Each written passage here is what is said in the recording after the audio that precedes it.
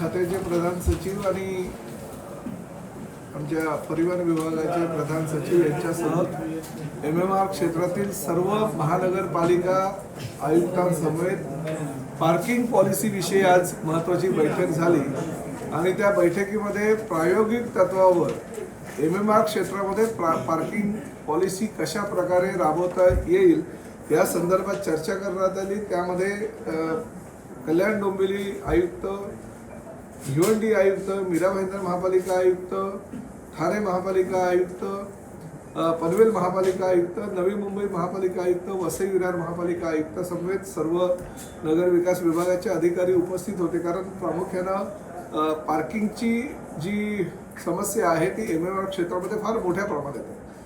नागपूरला, पुण्याला, नाशिकला ह्या शहरांमध्ये सुद्धा आहेत, परंतु मुंबई जवळ असलेल्या शहरांमुळे ह्या MMR क्षेत्रामध्ये ही पॉलिसी राबवणं अत्यंत गरजेचं आहे। कारण भविष्यामध्ये जर पार्किंग पॉलिसीच्या बाबतीत निर्णय घेतला नाही तर रस्त्यावर वाहनं ही मोठ्या प्रमाणात येणार आहे आणि त्यामुळे पार्किंगची जी आता समस्या ती फार मोठ्या प्रमाणात उद्भवणार आहे। मुंबई महापालिकेमध्ये प्रामुख्यानं पार्किंगसाठी काही धोरणं आखण्यात आली, त्यानुसारच MMR क्षेत्रामध्ये ती धोरणं आखायला हवी ह्या मताचे सगळे आयुक्त आणि आमचे परिवहन आयुक्त सुद्धा आणि आमचे सेक्रेटरी परिवहनचे ते सुद्धा त्यांनी मान्य केलेले आहे। प्रामुख्यानं सगळ्या महापालिका क्षेत्रामधील जी मैदानं आहेत किंवा जी उद्यानं मोठी आहेत त्याखाली पार्किंग प्लाझा उभाराव्यात। ज्या ज्या शहरामध्ये सुविधा भूखंड दिलेले आहेत डेव्हलपर्सच्या माध्यमातून त्या सुविधा भूखंडावर पार्किंग प्लाझा निर्माण करावेत आणि रस्त्याच्या एकतर्फा सर्वसामान्य जनतेला महापालिकेनं काहीतरी योगदान त्यांच्याकडून घेऊन त्यांना पार्किंगची व्यवस्था निर्माण करावी, जेणेकरून भविष्यामध्ये जेव्हा काही गाड्या आमच्याकडे रजिस्ट्रेशनसाठी येतील तेव्हा जोपर्यंत महानगरपालिकेचं प्रमाणपत्र आणि पार्किंगसाठी जागा उपलब्ध असल्याचं अलॉटमेंट लेटर हे दिलं जात नाही तोपर्यंत आम्ही ती गाडी रजिस्टर करणार नाही, अशा प्रकारचं धोरण आखण्याच्या विचारात परिवहन विभाग आहे आणि ही काळाची गरज आहे। त्यामुळे लवकरात लवकर तो निर्णय अपेक्षित आहे। पुढल्या महिन्यात 18 जूनला सर्व महापालिका आयुक्त आणि नगर विकास विभागाचे सर्व अधिकारी आणि परिवहन विभागाच्या सगळ्या अधिकाऱ्यांसमोर बैठक होईल आणि त्यांच्या ज्या काही सूचना आहेत त्या सूचनांचा सर्व विचार करून आम्ही भविष्यामध्ये ही पॉलिसी ठरवणार। शहरामध्ये मोठ्या प्रमाणात पार्किंगची अडचण निर्माण झालेली आहे, रस्त्यावरती असेल किंवा सोसायट्यांमध्ये पार्किंग उपलब्ध नाही। तुमचे नियम आल्यानंतर खूप मोठा प्रश्न होणार आहे, गाड्या कुठे ठेवा? नाही, गाड्या ठेवण्यासाठी शेवटी जबाबदारी सरकारची आहे, त्या महापालिकेची आहे। त्यामुळे गाड्या ठेवण्यासाठी जागा उपलब्ध करून देण्याची जबाबदारी शासनाची आहे। म्हणून आम्ही पार्किंग पॉलिसीमध्ये नगर विकास विभागाला आणि ट्रॅफिक विभागाला पण घेतलेलं आहे। शेवटी गाड्या उपलब्ध जेवढ्या आहेत तेवढ्या पार्किंगची व्यवस्था करून देण्याची जबाबदारी पण महापालिकेची आहे।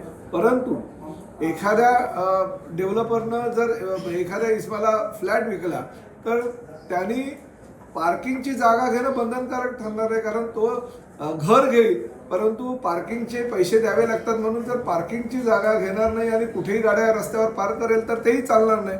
त्यामुळे त्या UDCPR जी धोरण आहे की 1 BHKला 1 गाडी किंवा 2 BHKला 2 गाड्या अशा पद्धतीची ती रचना करण्यात येणार आहे, जेणेकरून प्रत्येक सोसायटी म्हणजे नवीन ज्या सोसायट्या होतील त्यामध्ये ती पार्किंगची जागा उपलब्ध होईल आणि त्यानुसार प्रत्येक डेव्हलपरला तेवढे पार्किंगचे स्पेस जे आहे ते निर्माण करावे लागेल आणि गाडी घेणाऱ्या प्रत्येकाला जो घर घेईल त्याला ती पार्किंगची जागा डेव्हलपरकडनं घ्यावी लागेल, भले त्यांनी विकत घ्यावी किंवा फुकट घ्यावी, तो त्यांचा अंतर्गत प्रश्न आहे। मुंबई महापालिकेने मुंबई शहरामध्ये अनेक पार्किंग झोन इमारती उभ्या केल्या, मात्र काही ठिकाणी मोठ्या प्रमाणात अनेक तांत्रिक अडचणी ज्या त्या दाखवल्या आणि पार्किंग सुरू केलं म्हणजे पार्किंग पूर्ण रेडी झालेलं आहे झोन, मात्र कार पार्किंग होत नाहीये, तांत्रिक अडचणी काही तांत्रिक अडचणी तर त्या महापालिकेला दूर कराव्या लागेल, पण शेवटी ही काळाची गरज आता प्रत्येकाला करावं लागेल। उद्या शेवटी बघा गाड्या फटाफट रजिस्टर होत आहेत, परंतु गाड्याच ठेवायला जर जागा नसेल तर मग गाड्या हे सहन तरी म्हणजे ते रस्ते सहन करू शकत नाही या गाड्या। त्यामुळे आता कुठल्याही परिस्थितीत थोडेसे कटू निर्णय आहेत, पण शासनाला आणि आमच्या परिवहन विभागाला ते घ्यावे लागतील. मुंबई MMR रिझर्व्हमध्ये मोठ्या प्रमाणात विकास खरेदीची जी संख्या आहे ती वाढत चाललेली आहे दिवसांदिवस. पण सध्या मुंबईत आपण पाहतोय की इलिगल पार्किंग मोठ्या प्रमाणात होते. जसं तुम्ही ट्रॅफिकला देखील याद घेतलेलं आहे, तर कशा पद्धतीत ह्यावरती कारवाई करत ही पॉलिसी तुम्ही लागू करावीच लागेल. म्हणजे तिन्ही डिपार्टमेंट महत्वाचे. आमचं जसं डिपार्टमेंट आहे तसं नगर विकास विभाग म्हणजे सगळ्या महापालिका, त्याचबरोबर ट्रॅफिक पोलीस. जर समजा आम्ही रजिस्ट्रेशन केलं नाही आणि महापालिकेनं त्यांना जागा पार्किंगची उपलब्ध करून दिलेली नाही, तर कुठेही गाड्या ते जर पार्क करतील तर ट्रॅफिक पोलिसांनी त्या गाड्या टो करायला पाहिजे, घेऊन जायला पाहिजे. नाही तर कसं आहे की सगळ्या देशांमध्ये शेवटी पार्किंग पॉलिसी आपल्याच देशामध्ये नाही आहे आणि प्रामुख्याने MMR क्षेत्रामध्ये ती करणं गरजेचं आहे. म्हणून आम्ही ही पॉलिसी करण्याचा आमचा विचार आहे आणि त्या पद्धतीनं राज्य शासन फार गांभीर्यानं विचार करते. मुंबई MMR रिझर्व्हमध्ये मोठ्या प्रमाणात विकासक इमारती निर्माण करतात, गृहनिर्माण संकुलन निर्माण करतात, पण पार्किंग तिथे उपलब्ध नसते. नाही, UDCवर तरतूद जी आता झालेली आहे 2 वर्षापूर्वीची, त्यामध्ये जेवढे फ्लॅट बनवतील त्यानुसार म्हणजे 2 BHK गाडी जर असेल तर 2 BHK फ्लॅट असेल तर एक गाडी, 3 BHK असेल तर 2 गाड्या, अशा प्रकारचं तरतूद निर्माण केलेली आहे. त्यामुळे त्यांना आता नवीन विकास डेव्हलपर जेव्हा ती इमारत डेव्हलप करेल तेव्हा त्याला तेवढी पार्किंगची व्यवस्था ही करावीच लागेल. पार्किंगचा सगळ्यात मोठा फटका हा दक्षिण मुंबईमध्ये निर्माण झाला, कारण खूपच लोक आम्ही विचार करत असताना फक्त दक्षिण मुंबई किंवा उत्तर मुंबई ह्याचा विचार न करता आम्ही पूर्ण महाराष्ट्राचा विचार करणार आहोत. त्यामुळे पूर्ण महाराष्ट्रासाठी पॉलिसी ठरेल, फक्त त्याचं इम्प्लिमेंट MMR क्षेत्रामध्ये आधी करू. पण जसं विधान भवनात पार्किंग तसं मंत्रालयात नाही, मंत्रालयात पार्किंगचा खूप मोठा बोजवारा उडालेला आहे. म्हणून तर आम्ही ती पॉलिसी आणतोय. सर, परिवहन विभागाच्या अधिकाऱ्यांमध्ये ऑनलाईन बदल्यांबाबत अन्यायकारक भूमिका होती, त्यांना वाटत होतं की न्याय मिळत नाही.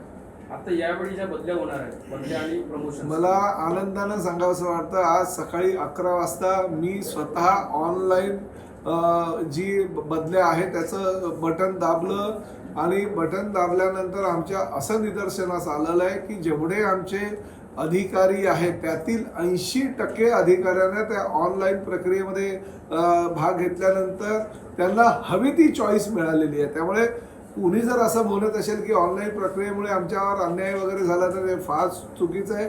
जी बदली ज्या ठिकाणी ज्या अधिकाऱ्यांनी आम्ही ऑप्शन दिले होते, म्हणजे एखाद्या